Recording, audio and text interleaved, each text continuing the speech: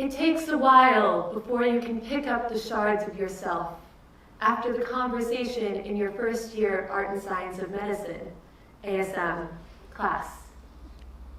You had not seen the blow coming. By the time you realize you are out of yourself, shaking and trembling. You try to hold the tears together. Nobody notices that they have lost you. They keep saying, it's rare for a young person to have a cardiac arrest out of nowhere. They didn't know that you witnessed that rare reality twice in the past 2 years. 2 friends. They didn't know one of them had not survived. You didn't know you are still grieving. A few months ago, Friday night, dinner plans. You're far from ready and your friends are 15 minutes away. Shower? No time. You spray on deodorant for any clinging sweat smells. 10 minutes away, your friends text. You hurry to throw on your classic flared green pants with a black tube top and your mustard-colored cardigan for that perfect chic look. Your phone pings. You go to check their ETA. Your brother has also texted. You are not ready. Junior had a heart attack, his text reads. Trembling, you press the call button. What do you mean? We don't know what happened, he says. Apparently he was brought to the hospital the night before, he was being treated, and then all of a sudden his condition deteriorated.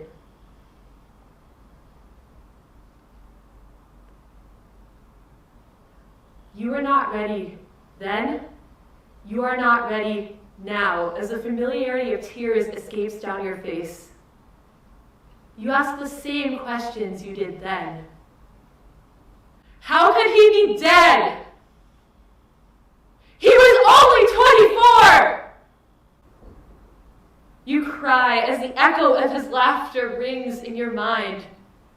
You cry for his family that would never see him again. You cry for the rarity of that statistic and yet the closeness of its reality. You cry because no one is there to see you vulnerable. Usually, you would stay for a couple hours to study after ASM, but today you pick up the shattered pieces of yourself, grab your bag, and head out of Annenberg. You must close off the dam of emotions threatening to give way. Your fear of all the moments where you will not be ready for the way medicine exposes old wounds, known and unknown. You crash on your bed, watch TV, and sleep. Your usual coping mechanism. The world fades slowly away. The thoughts disappear, and along with it, everything that hurts. Hopefully. Night comes, and you are almost stable until your roommate asks, "How was your day?" You debate how much you can say and still look put together. Because how vulnerable can a future doctor really be about their mental health? Lately, you've been thinking a lot about trauma and mental health, the mental health of doctors and medical students. Sometimes you wonder if, perhaps, the ones in need of healing the most are the healers themselves? You wonder if you might be shunned for saying such things.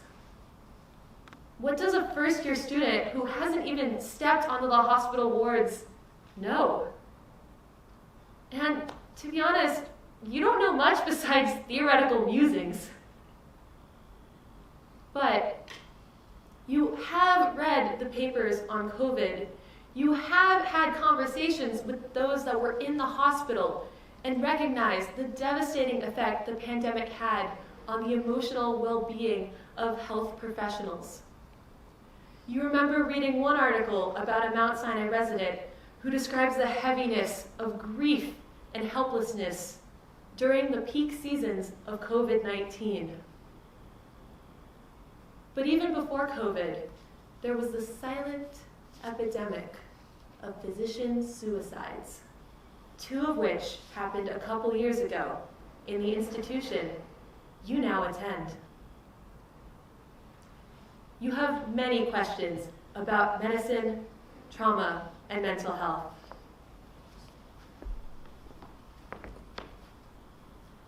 Is trauma something that we simply move on from? Or is it something we must face in order to function well as physicians?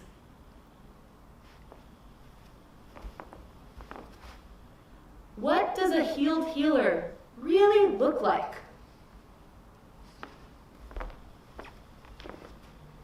Is that even possible?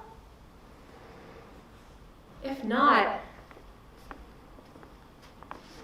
how do you sustainably function in a place of deep suffering that can remind you of your own traumas?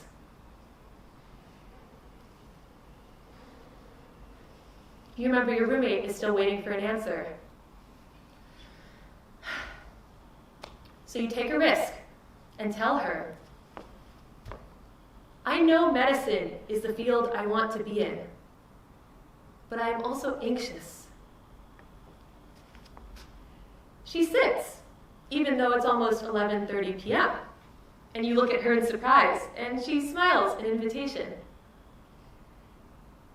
You don't talk about the details of what happened that day, but you ask her why she chose medicine.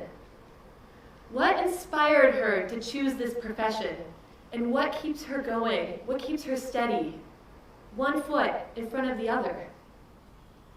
As you listen, you discover that the very personal and societal wounds that brought us to medicine are the very stories we hear again and again in this field. Like how your ASM tangential discussion about cardiac death among youths reminded you of Junior's death a couple months ago. It dawns on you that perhaps the difficulties of medical school will be more than classes and exams. The real battle will be all the things untold. You repeat aloud to your roommate the mantra echoing in your head. Perhaps the healers themselves are also in need of healing.